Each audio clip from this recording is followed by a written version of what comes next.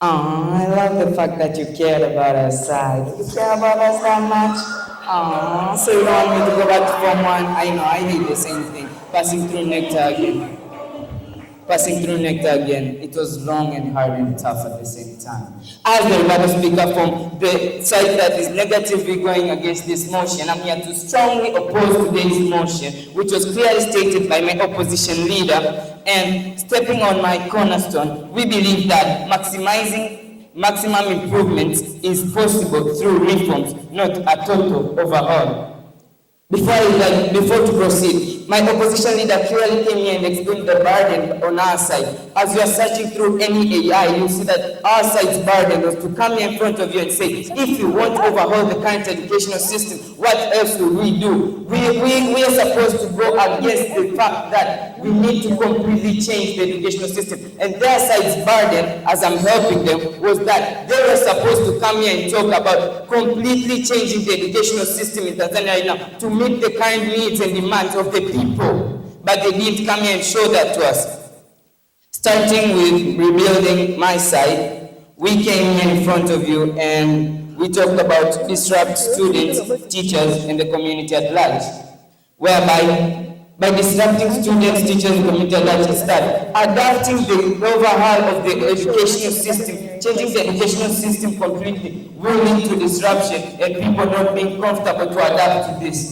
Whereby, due to that, students and teachers will struggle to adapt quickly, creating confusion and gaps in core of competence.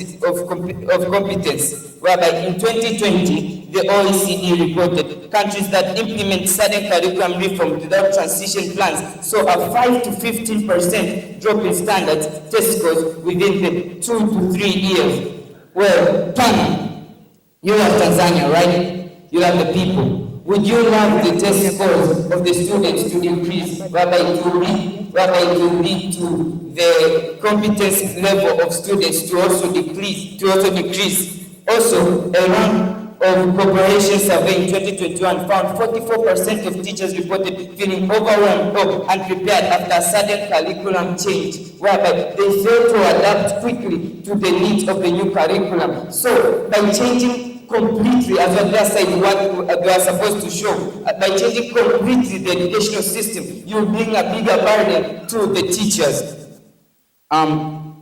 Also, a stat in 2017, Edwickly survey, 16% of parents experienced desertification when unfamiliar curriculums were introduced without explanation or input. These parents could not help their children because their children are coming at home and complaining that the new educational system is tough for us. We don't understand anything. What do you want the parents to do? This is for the government to see and overhaul, and in their overhaul to see that it's not overhaul, but they should take a step forward and they should improve some sectors and reforms in the educational system, but not completely change the educational system. We also came here in front of you and talked about the total overhaul is logistically and financially unfeasible, whereby it cannot be done without financial resources. They come here and speak to us that the parliament say over $4 to $6 trillion will be used in the educational system. Just imagine the $4.6 trillion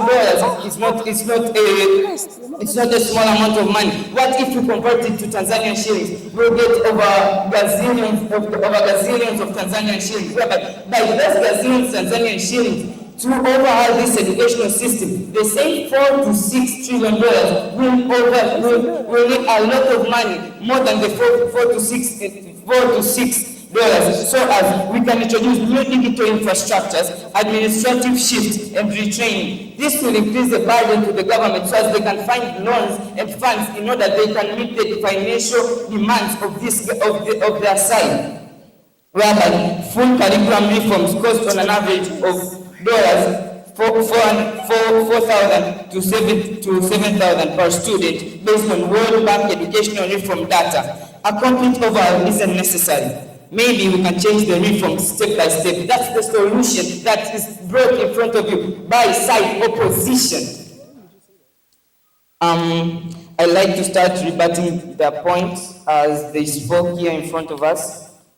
They came here in front of us and talked about breaking the colonial legacy. Their main argument was that the educational system which we are using right now was brought to us by the colonialists, right?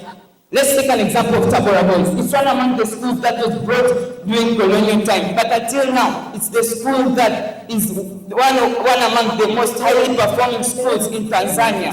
Guys, we also want every school to be like Tabora Boys, but they are coming here in front of you and talking about those schools teach of colonial history. Where do you hear that from, Deputy? Come on, search.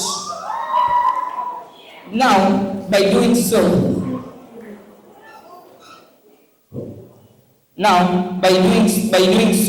we want the